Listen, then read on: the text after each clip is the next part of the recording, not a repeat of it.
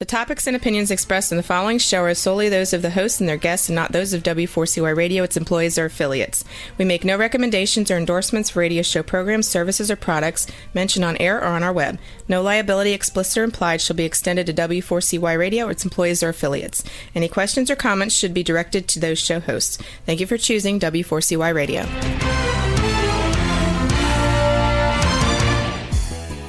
Welcome back, everyone, to the Geeks, Geezers, and Googleization Show, the home of Googleization Nation, where we talk with HR and business thought leaders about the crazy shift going on in the world of business, technology, and HR. Here's your host, Ira Wolfe, and co-host Keith Campagna. Hey, welcome back, everyone, to Googleization Nation. We hope you, your teams, and your families are safe, staying healthy, and hopefully practicing distancing prevention so we can get all over this thing. It does look like it's going to be a few weeks away from the apex of the crisis, unfortunately. And while the end date's still a bit evasive, we know a couple things for sure. And in today's world of uncertainty, that's good. What we do know for sure, and everyone agrees on this, the COVID-19 crisis will pass. Your businesses are going to reopen. Employees are going to be called back. So there will be jobs, and customers are going to come back too. So just for a minute, I want everybody to think forward. And when that day finally arrives and our state and local officials declared it's okay to open and your employees are ready to walk through that front door, how prepared are you to reboard, re-assimilate them? What's that going to look like? Because some of them, and hopefully many of them, will be really excited to get back to work. But there's quite a few people who are going to be really anxious, fearful, traumatized, stressed, worried, and some might even be grieving a loss of a loved one or a neighbor or a friend, because it's going to affect a lot of us. So what we decided to do for today's show, we're going to start the road to recovery because there is no playbook for business after COVID-19. Everybody's writing the story. And there's a real opportunity for companies to do it right, to be prepared, because most of us, or almost all of us, including the government, and I don't think there was any business on this planet that was prepared for what was going to come. So there's a lot of opportunities to step up and make the process uneventful and as caring as possible. So we've brought together two guests today, two experts. And we're going to start this, and hopefully in the next few weeks, this will be our focus. And I've got a lot of live stream interviews lined up. So hopefully you'll connect with me and Keith, and we'll be doing some live streams with other experts. I've been spending a lot of time figuring that out. But the first expert we've got is Bo Mitchell. He spent his entire adult life dealing with emergencies, nothing like a pandemic, but certainly epidemics and other crises. He now helps companies get through everything from natural disasters to active shooters, and more importantly, helps prepare people to get through those. And he's president of 911. So Bo's going to be with us in just a few minutes. And then following that, we're going to have Jason Cochran, who is an educational and cognitive psychologist. And he and I met through a mutual friend the other day, and we were talking, and we both shared a similar outlook that there is going to be a lot of people, especially in the healthcare industry, there's going to be a lot of people that are traumatized to the extent that they actually may experience PTSD or similar symptoms. And he got me right away. He got me hooked. There's a whole lot of things, most importantly, that companies can do right now to prepare for this, to help their employees, to minimize that. And it's beyond just saying, oh, we've got an employee assistance program. So we've got a lot to talk about today, and we're going to get to Bo shortly, and then we'll bring on Jason about the middle of the show. Of course, we've got to thank Zor.ai and Success Performance Solutions for helping us do this every week, for being sponsors of Geeks, Geezers, and Googleization. And Keith, you were quiet this week, didn't hear from you, so you must have had a busy week. Yeah, Ira.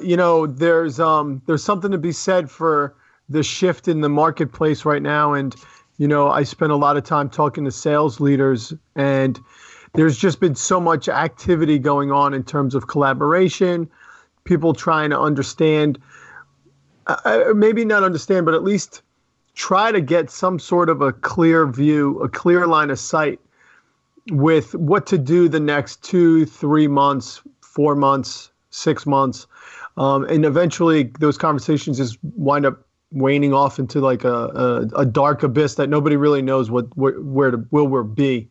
But what I will tell you is that, following the sentiment of what we're trying to do here on the show here, it's a pleasant surprise for me to hear that more of the sales leaders that are out there are, now that the quarter is over, they're moving towards okay, let's make things easier for the next 30 days. What do we got to do to make things easier for not just our employees, but for our customers? And that's what really makes it really dynamic and what's been keeping me busy. So there's a lot of compassion.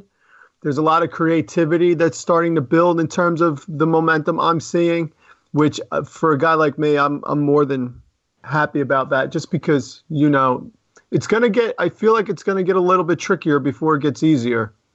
So this is, people need to see the blueprint. Oh, no question about it. I mean, the longer it goes, the trickier it's going to get. And again, part of it is the uncertainty. There is not that magic date. Even if the pronouncement comes down, and I really don't think it's going to be April 30th. From most indications, this is probably going to go through maybe May 31st. But let's say June 1st. Business, for some miracle, business goes back to normal.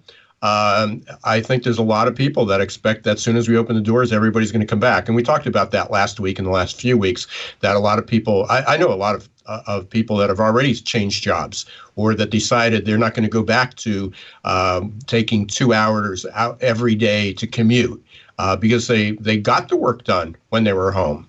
And so there's going to be a little bit of moving around to the chess pieces of talent. So that's going to be there. But the thing that really, it concerns me, but there's a real opportunity here.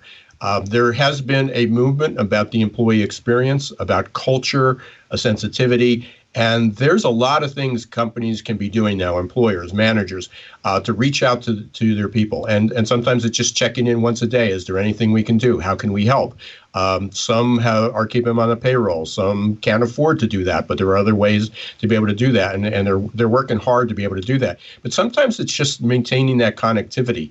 And again, just because they're not showing up for work doesn't mean that they're not important. And you can't just think about what to do. You got to connect. And so I was really excited about having this show dedicated to starting that. And as I said, to open the show, there is no playbook. I was on a call yesterday with Josh Burson, and most people know Josh, and he had people from IBM, the NBA, Novartis, and some of the largest, most successful companies in the world and organizations.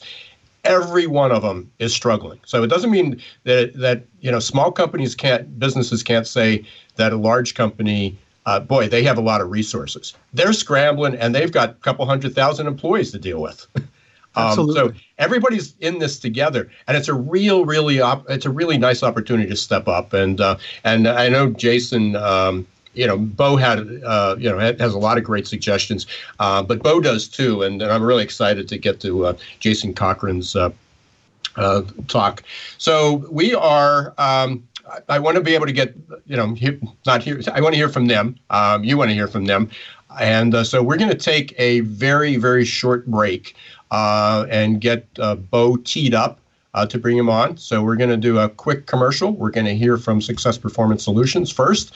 And then later in the show, we'll hear from Zor.ai. We are live today. If you have a question, I'm not sure if we're going to have how much time we're going to have to actually deal with the live questions. But if you want to put something in the chat, please do so. We'll make sure we get it addressed, or make sure that Bo or Josh can take care of it afterwards, or Jason can take care of it afterwards. So right now we're going to hear from Success Performance Solutions, and we'll be right back with Bo Mitchell.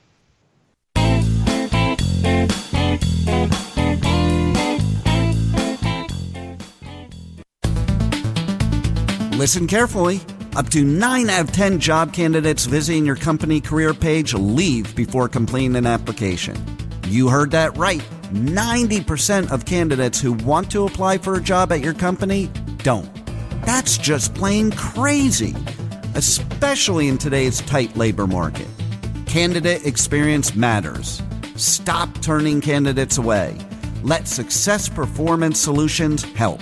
Call us at 800-803-4303 or register at successperformancesolutions.com/W4CY. Schedule a no-obligation consultation and get special access to insider tips to recruit faster and hire smarter.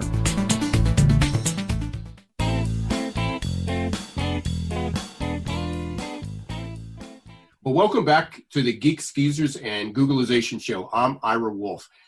For the next few minutes, I want everybody just to take a step back and think forward, kind of look at the big picture, look where we're headed out just a few weeks from now. That day, there's going to be one day in the upcoming soon that we've been anticipating for quite a while. Your state and local officials finally give you that all clear signal that it's okay to come back to work. You've notified your customers, and your employees should be arriving any minute now. What should you be thinking about? How should you be prepared for that to happen uneventfully? And my guest for this segment is Bo Mitchell. He has an urgent warning for you. If you're an employer, if you're an organization, doesn't matter if you're a nonprofit, for-profit, corporate, small business, whatever it is, that you need to think about that. You need an emergency plan for re-assimilating your workforce. Because there are a lot of people who stopped going to work just a few weeks ago. And they're going to be returning to your workforce, to your offices, as very, very different people. I'm not even mentioning about the healthcare workers and all the first responders who we're very grateful with. And I just want to send a shout out to everybody who's on that front line. They are at war, and they're going to experience the same things that our veterans do coming back from war. Many employees are going to be filled with grief and fear and anxiety and suspicion, and they're going to be traumatized from this, even if they weren't on those front lines. Even if you weren't personally affected by COVID-19, you likely know someone who has been, and so will these employees. It might be a loved one that was affected, or a friend, or a neighbor, or maybe they just associated with a celebrity. I just saw just minutes ago, Chris Cuomo, who many people know, tested positive. So there's going to be so many people that were affected by this. So to get back to work, you're going to have to be prepared, because there's employees that are probably having nightmares about the thought of this. So I reached out to Bo Mitchell. He's seen the consequences of emergencies from natural disasters to active shooters for basically his entire adult life. He was first a police commissioner in Connecticut, and now he is president of 911 Consulting. So Bo, welcome to Geeks, Geezers, and Googleization. Thanks, Ira. I served in the United States Army, and we had a lot of planning that we did there. One of the first rules in the planning world in the United States Army is it's all happened before and it all happened again. So while everybody wants to think that their situation right now at their workplace or at their work from home is the first time it's ever happened, and it is unusual, even unique, well, the good news is, if there is any good news, is that it's all happened before. And the analogy I would use is soldiers in combat. You may think that's overreach, but think about it. You're at home right now. You've been ordered to do that, just like in the Army. You've been ordered to be in a place where you're going to protect you and your family. There's an enemy out there that can strike you at any time. You're going to be doing this for 1, 2, 3, 4 months. In the United States Army, they try to cycle you out every 30 days of combat to give you R&R, rest and relaxation. Very important, because it's all about making sure that your troops are ready to fight and continue to fight. Here, you're not going to have an opportunity to do that. So employees are going to go back to work day one with PTSD. That's not an overstatement. That's not a misstatement. That is absolute truth, because they've been through a combat situation and they've been doing it probably for 90, 120, and maybe long days and maybe longer. And unlike the soldier in the field who only worries about himself moment to moment, here you've had to worry moment to moment as an employee and your family. So the pressures are just incredible. I'm not sure that management really understands this. And when they come back, in my view, they're going to have a whole program, a whole long list of programs to process everybody back in. I would look at it as if they were onboarding all of their employees in a brand new hire situation and get everybody back to work. Yeah, and I'm glad you mentioned that, because I mentioned earlier, I said re-assimilating, but I've actually, I don't know if I've coined it, but it came up the other day that people need to think about a reboarding process, not onboarding for the first time, but a reboarding process to get everybody, back in the swing of things. And I haven't seen a lot of people talking about it, so I appreciate it. I put out a call for people who were thinking about it, and I probably got 3 or 4 I got about 40 responses, but there were 3 or 4 responses that talked about, we have an employee assistance program. That's important, but that's a great benefit, but you're talking about much more than that. You're talking about people are going to have to go out and reach out to professionals like you to help prepare it, or even bring psychologists on team like they do after a school shooting. But beyond just saying, we have an employee assistance program, what should companies be preparing for? Yeah, I think using an employee assistance program as the one and only answer to this very complex problem. And Ira, my mother taught me, for every complex problem, there's a simple solution that's always wrong. And this is a complex problem. And seeing I've got an emergency assistance program is a simple solution that's just wrong. It's not wrong of it by itself. It just doesn't recognize the enormous complexities that are going on here. So, this happened after 9/11. Everybody in the country was affected at the workplace that very day and the next day and so on. There were a lot of employers who did this right as far as talking and communicating with their employees and making sure that everybody was settled in. And there were a lot of people who did it wrong. So the idea, and that's what's going to happen here. There's going to be a bell-shaped curve, but only a few are going to, I think, have even asked this question as you and I are right now. And I have and it's my feeling, and I've been doing this for 35 years, that there are going to be a lot of employers who the boss, the top guy or woman, who's going to come back and say, well, welcome back. Isn't this great? Get to work and have a nice day. Well, that's going to fail because it doesn't recognize that these people have been through combat. And the analogy is not at all wrong, or in fact, it may be weak, because in combat, you're only worrying about yourself and your buddies, of course, but here you're worried about your family as well for 2, 3, 4 months. So they really have to get a program going, which brings us to the other part that you asked about, which is what should I be doing right now? Well, while they're in combat, which is really preparatory to what they're going to do when they come back.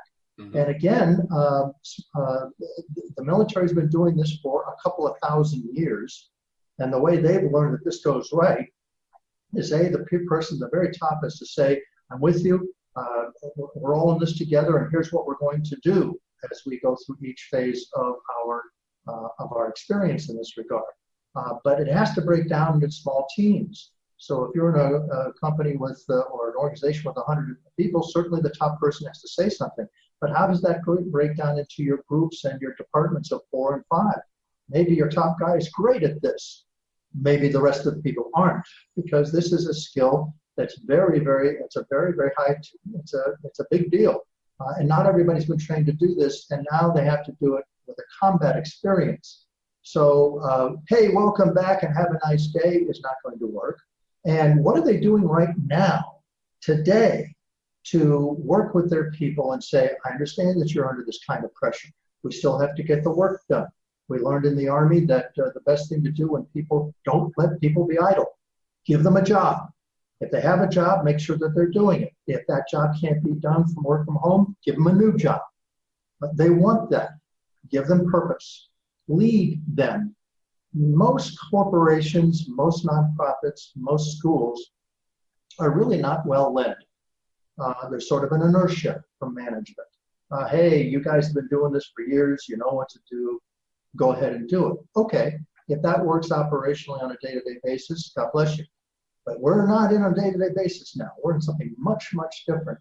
And I'm not sure managements across this great land of ours and the 5+ million employers in the United States of America have even recognized this for their 160 million Americans who were working full and part-time before this fell apart. Mm-hmm. So, again, we just have a few minutes here, and we're definitely going to get you back for an extended program, or people can reach out to you. So we'll get them that information as well. But I work with a lot of small, medium-sized businesses, privately owned. Many of them definitely don't have the resources. They depend on outside agencies, whether it's government or other people to help them through a situation like this. So if I'm the owner of a let's say a 100-employee business, what's something other than contacting my employees, reaching out to them, maybe having a Zoom call just like this? What are some other steps that they should immediately take now to get ready for that reopening, whether it's going to be 30 days or 60 days or 90 days from now? Well, I watched this in the U.S. Army. It's about leadership, and leadership can come in many different forms. Maybe in a nonprofit of 100 people, it's going to be a lot different than in a manufacturing setting of 100 people. But the people who are there have to exercise leadership. They have to be in an affirmative outreach, not just laying back and waiting for the questions. Is that a town hall? Is that a video town hall? Is that one-on-one between the immediate supervisors and his or her immediate team? And it has to be done, I say, almost on a daily basis, as it would be in the field during a combat situation. You just don't send the people out there and then go for coffee. You are out there and you're constantly doing this. It's a lot of work. Okay. It's a lot of time expenditure, and it's very, very emotional, because what you're going to get back to that team of 5 or the organization with 100 is a lot of concern, a lot of stress, which you're going to have to share and then reflect back on them by way of leadership and consolation and care and calm to get this job done day in, day out. Okay. So I'm going to use your military analogies and say that a lot of these people are going to need a boot camp on leadership. They needed it before. A lot of them weren't great leaders. They weren't great supervisors. They were people that were promoted into that position because of tenure. And one of the biggest problems we've had before this is that supervisors and managers weren't very good communicators to their people. Lack of empathy, lack of emotional intelligence, whatever term you want to use. So we've got 30 days. We've got time to have this boot camp. Who do they go to, or what are some of the skills that they should look for, or do they reach out to someone like you who can help them through that? What are, again, I'm looking for something tangible, because I know I work with a lot of people, and I wouldn't want, if I was the owner of some of these businesses, I would not want my supervisors being the direct contact with those employees. Well, I hear you loud and clear, and I think your description is 100% accurate. But this is why we pay the top guy or woman the big money. In a field army situation, if a colonel in charge of a brigade is moving around, or a captain in charge of a company of 100 people, and he sees that his sergeants and his lieutenants aren't working well, he replaces them right then and there, if he's going to get the job done.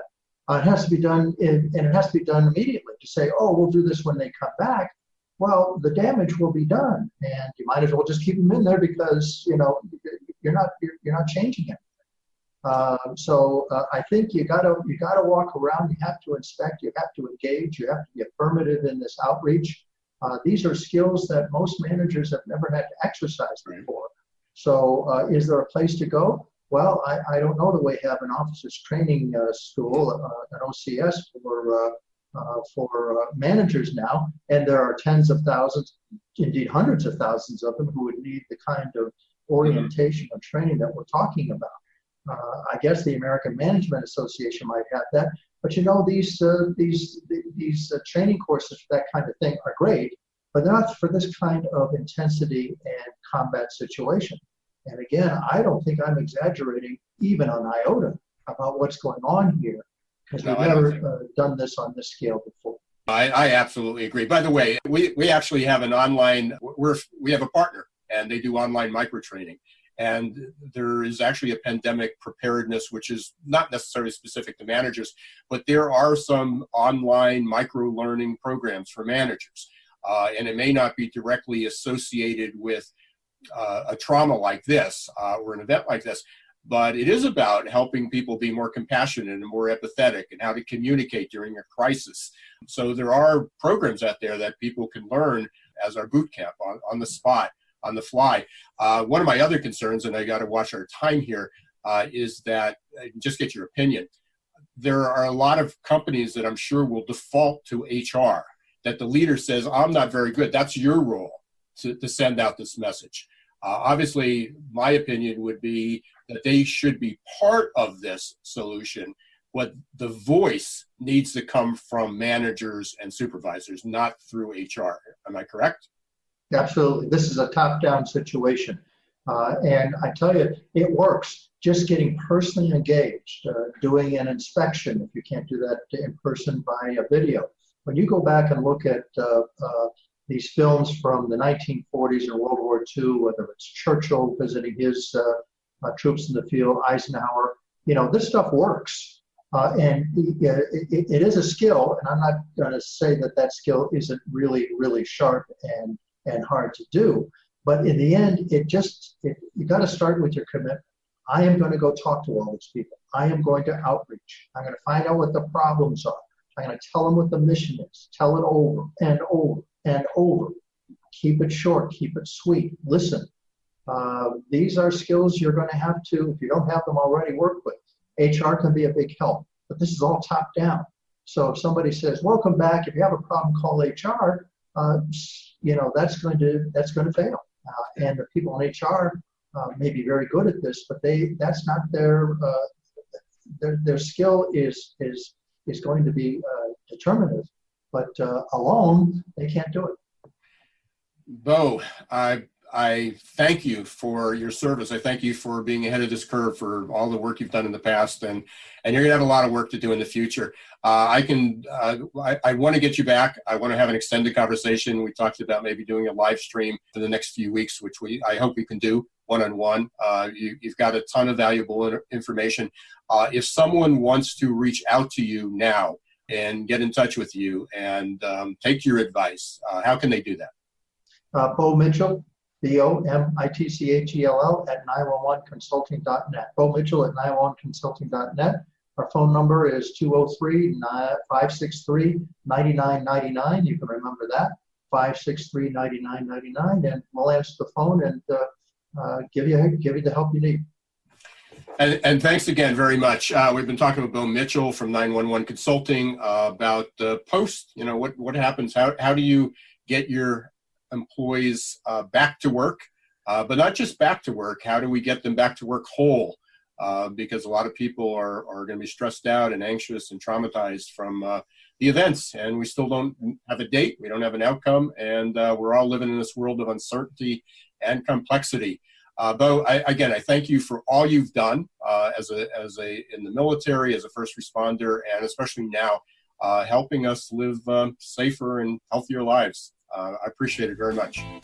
Let's be careful out there, Myron. Absolutely.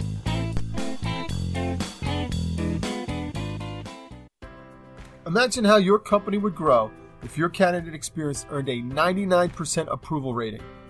Well, to get to 99%, you need the 3 best letters in recruitment technology, XOR. Zoar's text bots, chat bots, and audio bots increased IKEA's candidate conversion rate 455%. Zoar decreases candidate drop-off rates, improves your candidate experience, and collects analytics for future strategies. To learn more, check out Zoar.ai. That's XOR.ai.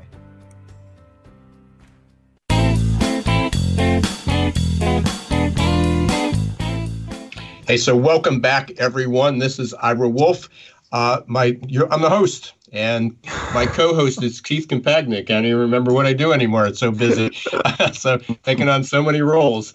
And you heard from Bo Mitchell from 911 Consulting, certainly a little bit of a military. You there, buddy? Yep, I'm still here. All right, you're here. We lost Ira. This happens from time to time. What was your take? Were you able to get any takeaways from that, Jason?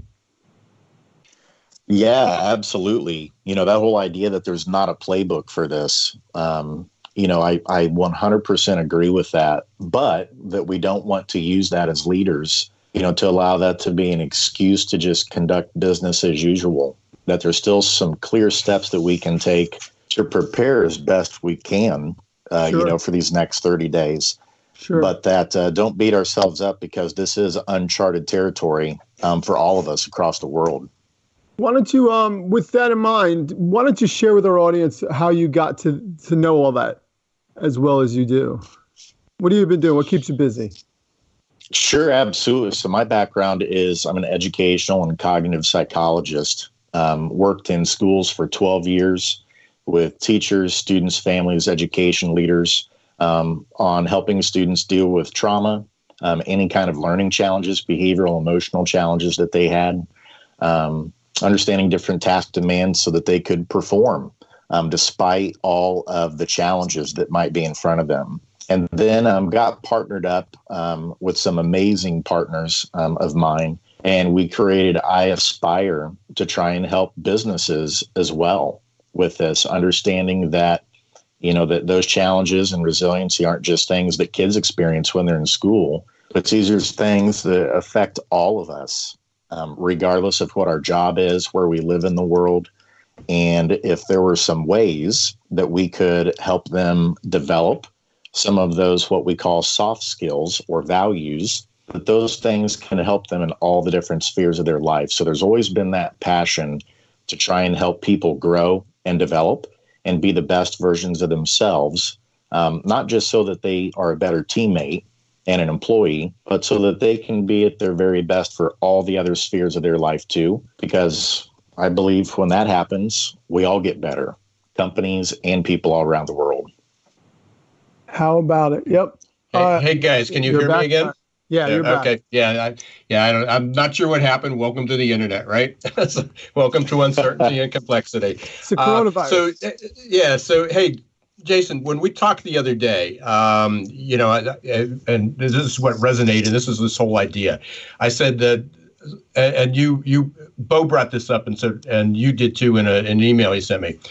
After 9/11. Anytime there was a book dropped, or after a school shooting, anytime there's a book dropped or there's a backfire, or 9/11, walking on the plane for the first time, walking into an airport, there was an uneasiness. And I actually flew to Malaysia a week after 9/11, so you can imagine that.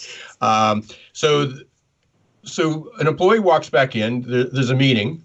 Somebody sniffles. Somebody coughs. Somebody, basically sneezes, I said they're sitting at a table, they sneeze into their hands. There's going to be this whole kind of, I don't know what the right word is, but, an emotional rush that goes through a lot of people. Because the pandemic's, the virus isn't going to end. Until we get a vaccine and everybody gets immune, it's still going to be a problem.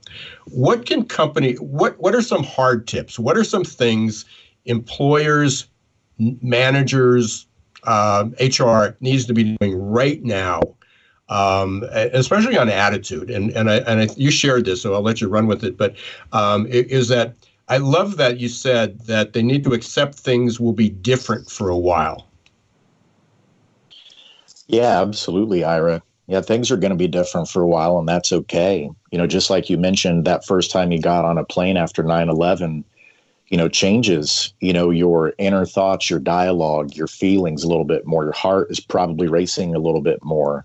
And those are physical signs many times of, stress, anxiety, trauma, whatever you want to call it.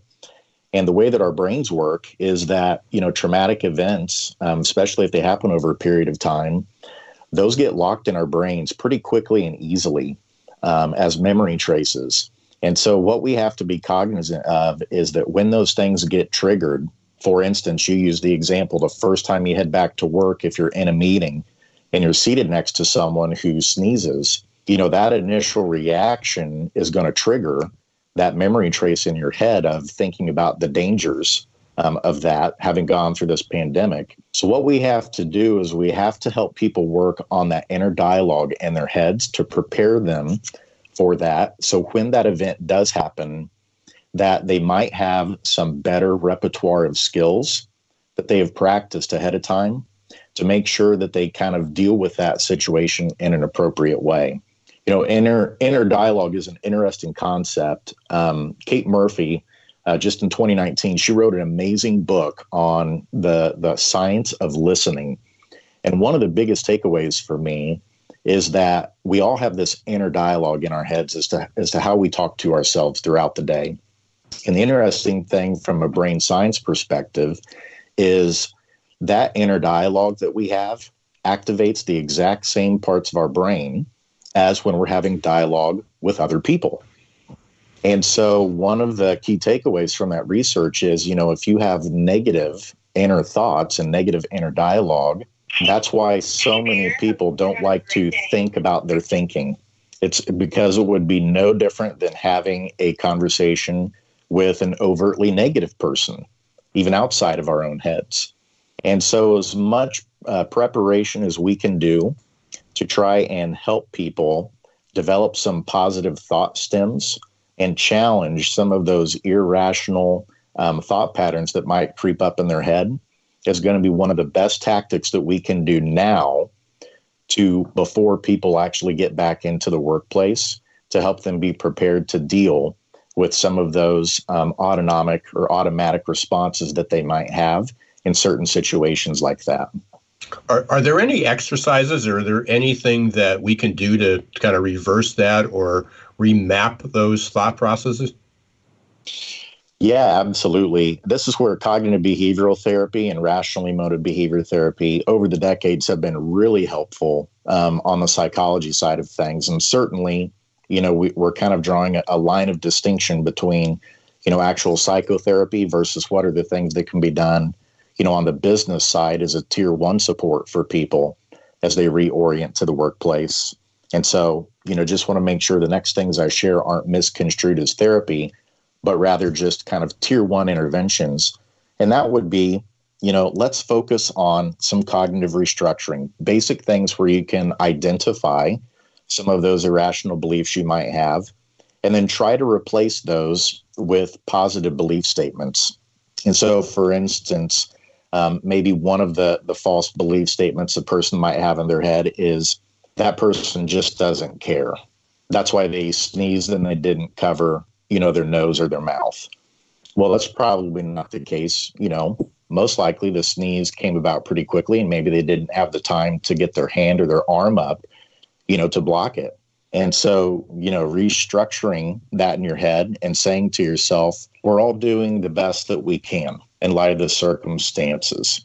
And then repeating those kind of positive thoughts in your head and monitoring those thoughts are going to be a really powerful way that you can make sure, especially as the leader of an organization, that you are thinking about your thinking before you even re-engage and get back into the workplace to try and do some self-work and identify some of those irrational or negative thoughts so that you'll be able to replace those with positive, affirming thoughts once you're ready to head back and re-assimilate.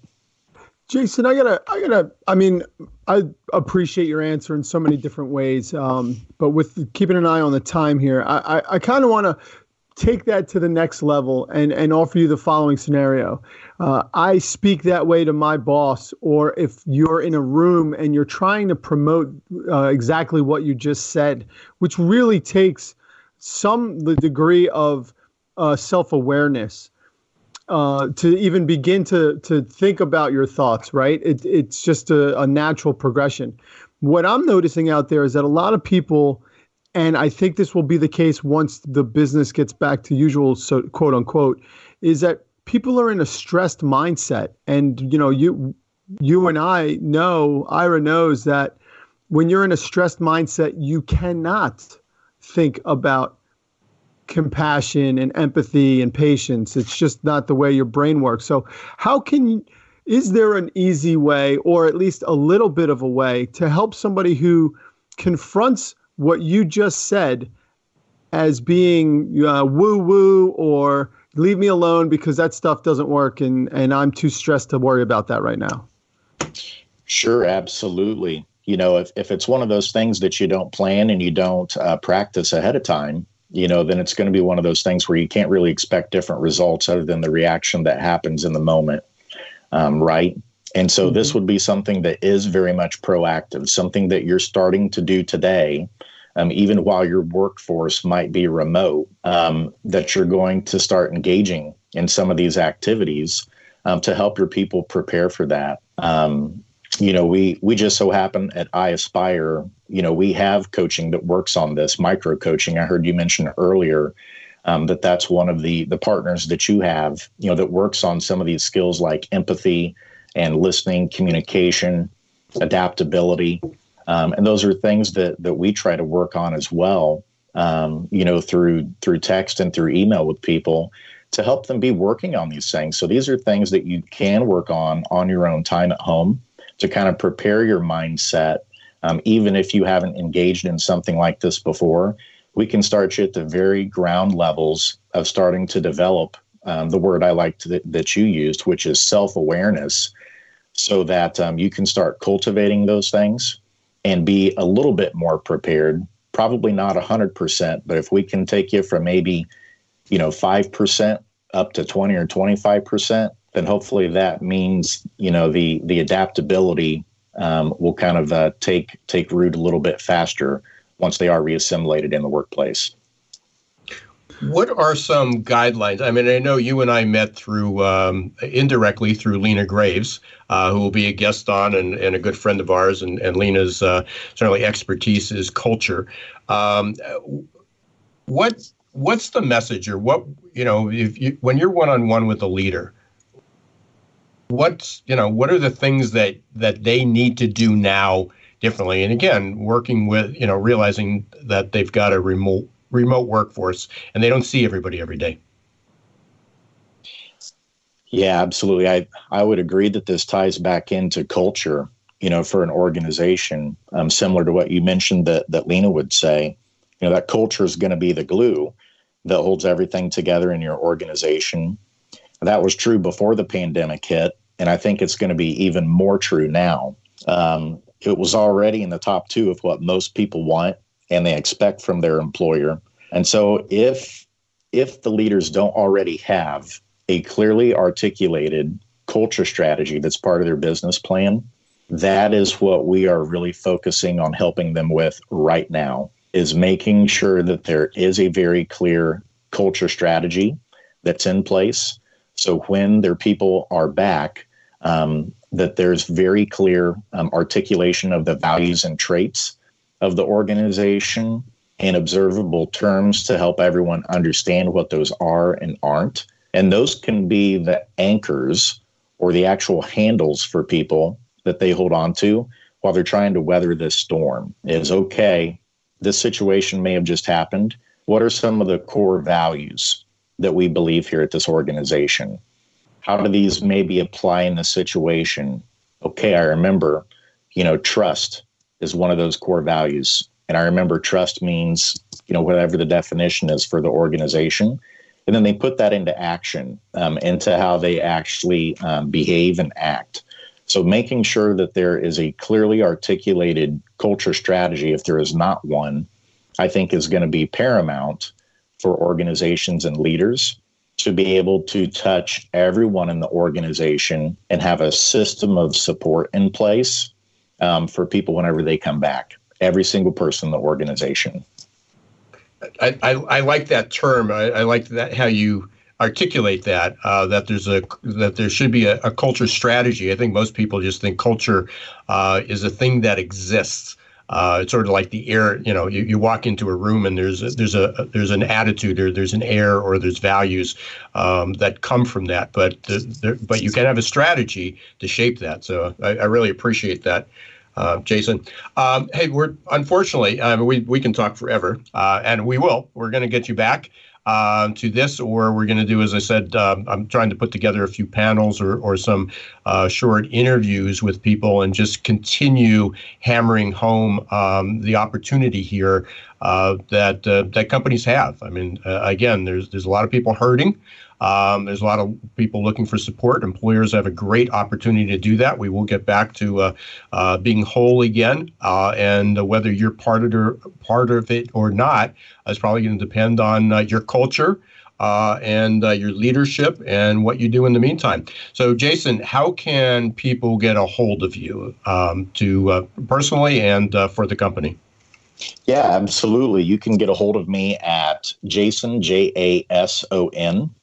Cochran, COCHRAN, at iaspire.io.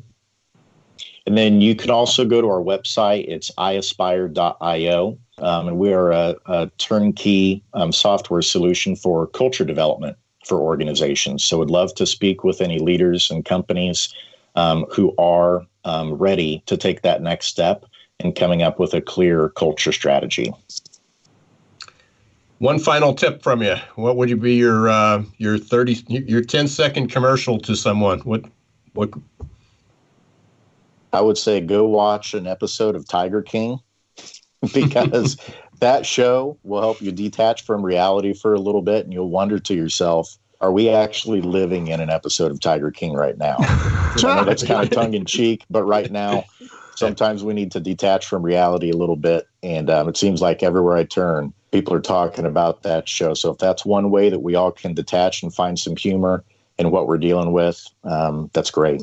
I'll have to take you up on that, because it's my, you're the second person in 12 hours, my best friend from high school, who was not only battling, obviously everybody's under this COVID, but he's also battling cancer. So we had a nice talk last night, and he said, hey, I don't know what you're watching. I know you're a movie guy, but that was one of his favorite shows. So it even helps somebody like that. So appreciate it. Thank you so much, Jason. Yeah. Jason Cochran, we'll be in touch offline. Definitely want to do a little bit more with you here. Great message, and appreciate it very much. Stay safe and stay healthy, please. Thank you. Likewise, Ira and Keith. Thanks, buddy. Cheers. Yeah. Ira, it's incredible that we can only do this for 50 minutes at a time, because I got the sense Jason was getting fired up. He was getting all momentum. And prior to COVID-19, we were talking about how ill-prepared HR leaders and businesses were to develop culture. The shift hit the plan. The shift hit the plan, my man. It's like you wrote a book about it. Yeah, that is for sure. So again, I'm very serious, and Keith, hopefully you can get involved with it too. I know you got a lot of things on your plate, and the stay-at-home dad now has kids and all that sort of stuff, and working.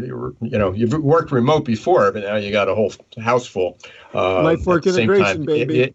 Yeah. So appreciate that, but definitely want to get people like Jason. I've made some fantastic contacts over the last week or so, and I'm just trying to get in touch with everybody. So hopefully you'll be involved with this, and this does fit really well with your life work integration.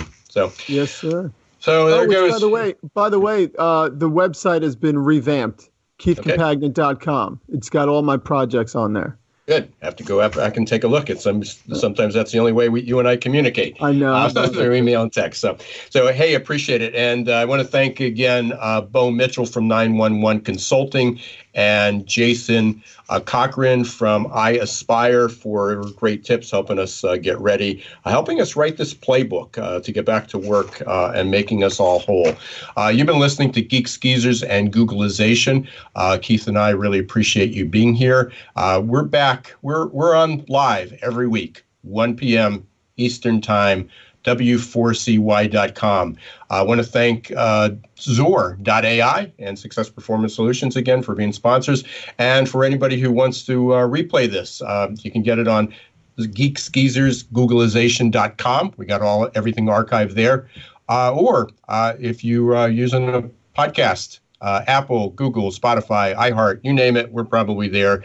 Until next week, next episode of Geeks, Geezers, and Googleization. This is Ira Wolfe and Keith Compagna. Don't let the shift hit your plans.